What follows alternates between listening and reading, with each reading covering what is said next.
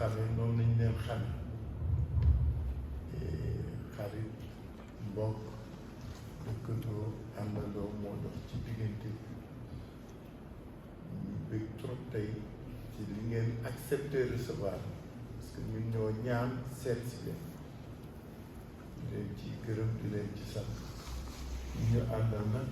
présenté wu nañu leen sànq Habib Sy ñëpp xam nañ ko mooy sama binôme ci coalition bi kii yéen ak moo bokk dafa ngarale ci dafa ngarale dafa bokk ci yéen bokk ci ñun kii ak ñaar ñeneen ñoo bokki affaire yéen a bokk secteur moom it dafa ngarale Ousmane Sonko kii nag moom yéen ak moom a dëkk Cheikh Tidiane Dièye il est comme vous vraiment il est dans le domaine de l'étude, du lobbying, du conseil, de la consultation au plan national et international. Ci tegu Moussa Tine la il est de l'enseignement, il est aussi politique et ki ci mujj fële mooy Cheikh Tidiane Diop moom mooy coordonnateur PUR il est un cadre spécialisé en droit ñëw aussi pour liggéey ci réew donc ñun ñooy délégation bi fii ñëw tey ci biir personne pour dajeeg yéen waxtaan ak yéen comme ni ngeen ko dooree defe naa dañuy weccante xalaat parce que ñun dañu am yéene yaakaar ak bëgg-bëgg fekk fi ñoo xam ni xam nañu ràññee nañu tànn nañu ci li ñuy doon def ak li ñuy doon ba pare ak li ñu mën apporter askan wi réew mais li caractériser suñu ñaari activité mooy ñun ñaar ñëpp réew mi ak askan wi moo ñu ñor lépp lu jëmale suñu réew kanam lépp lu yokk baaxal gënal nekkinu askanu Sénégal mooy suñuy itti yéen ci li ngeen féetewoo ñun ci li ñu tànn moo tax vous êtes la première organisation bu ñu daje muy message bu fort li ñu gëm mooy réew li koy développé boppam la réew li koy développé investissement demuñu seeti patronat bi de sinon on serait allé vers seen organisation yi ñeen am mais dañ leen tànn yéen pour wan leen orientation mais surtout préoccupation bi ñu am suñu bëggee liggéeyal réew mi fan nañu war bës parce que nag loo bëgg def mu yéene bëgg-bëgg soo amul moyens yi doo dem soo naree jéggaani moyens yi doo sori soo ko bëggee am dans certaines conditions doo dem fenn donc suñu waxtaanu tey li koy solo mooy nan lañu mën fexe ba defar réew mi liggéey réew mi doon lu dépendre ci ñun ba pare luy ñëw di ci yokk soog cee yokk parce que li ñu gëm ñun ñëpp c'est pas la peine ñu koy rappeler mooy que ni askan dañu war liggéey askan woowu nag en matière de développement ñëpp dañ ni moom moo war doon priorité ci investissement fàttali nga ñu ko léegi nous considérons tous que la première infrastructure ce sont nos ressources humaines tali beeg lamp yeeg lépp loo def baax na mais soo defarul say nit ba pare tabax nit yu wóor yu dëgër yu xam yu ràññee yu mën yu bëgg fa ngay dem du sori et nous partageons tous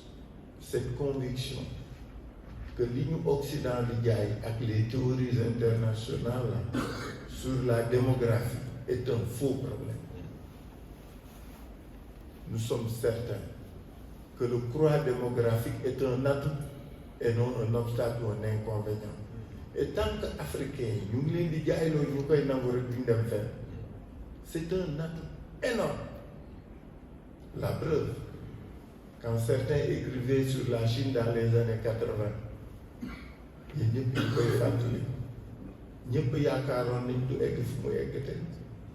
la ñële mën nañ ko suñu gëmee la ñële gëmoon, c'est-à-dire gëm suñu bopp wóolu suñu bopp doyloo suñu bopp bala ñoo wuti leneen.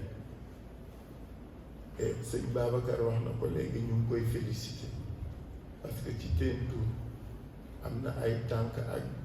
jéego yu mu teg réew mi pour askan wi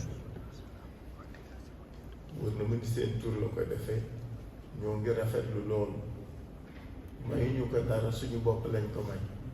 parce que réew mi rek a am solo te moo ñu ñor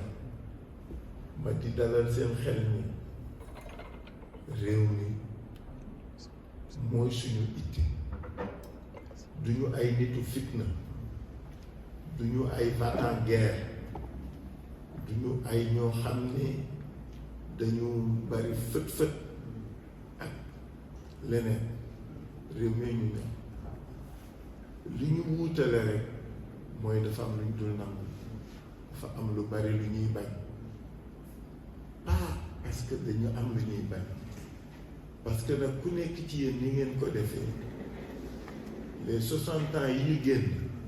ku ci jàngul dara nag defe naa dootoo jàng ba faw ñun ñëpp nag ñii am nañu expérience ci ñii lay mais dama ni suñu jàngul ci 60 ans yi ñu génn du ñu dem fenn moo tax wax ji dana dëgër wax ji danay xumba yenn saa yi mais gëm-gëm la bëgg-bëgg la yéene la ak yaakaar donc di dalal seen xel parce que kenn du tabax ci lu dul fa am jàmm kenn du tabax ci lu dul lu déggoo duñu ay nitu fitna duñu ay va-t-en-guerre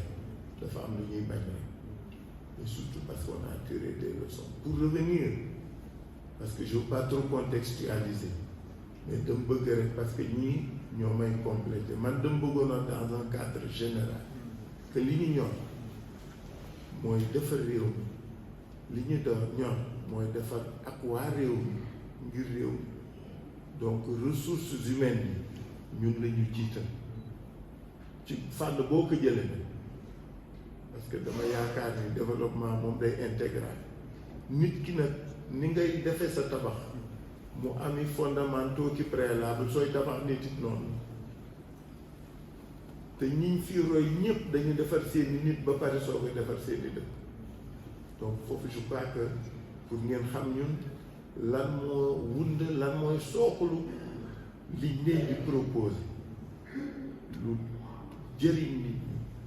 ñi yu defar nit ñi lu tabax nit ñi mooy suñu itte bu jëkk ñaareel bi mooy li nga xam ni ci la nit ñi di dëkk nag muy cadre bi nag yaatu lool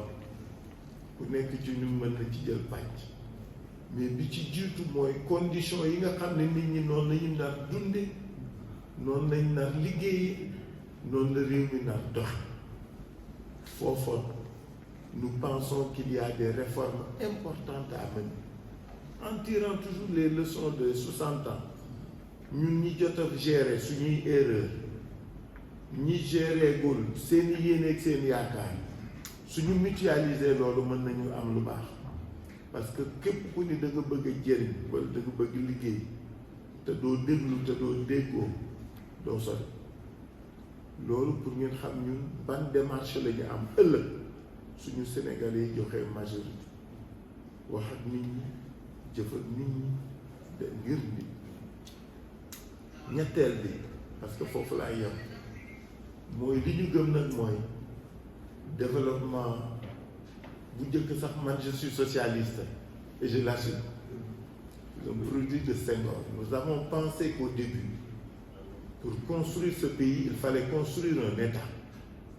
mais avant il fallait construire une nation, créer l'idée du Sénégal et d'un Sénégalais, d'un patriote. Je crois que ça, Senghor l'a réussi. Créer un État, un instrument par lequel pour lequel les Sénégalais se retrouveraient pour mën liggéeyal seen bopp bi ci des nag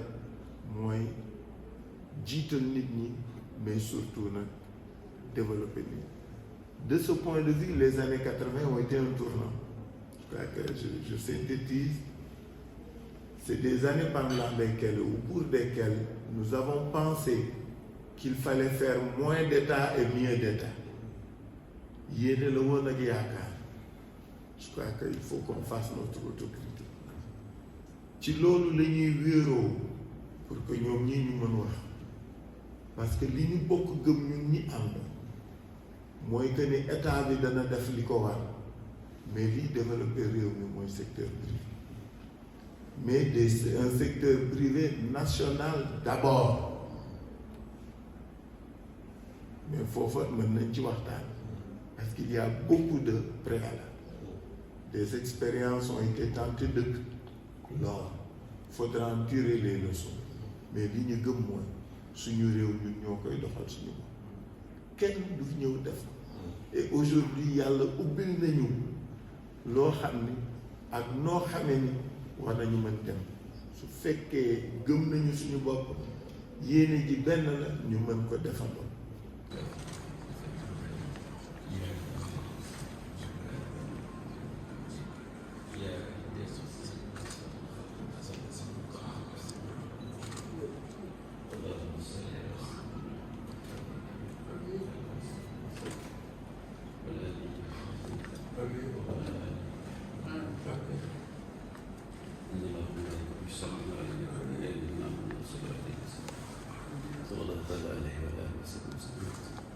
سبحان ربك رب العزة عما يصفون والسلام على المرسلين والحمد لله رب العالمين.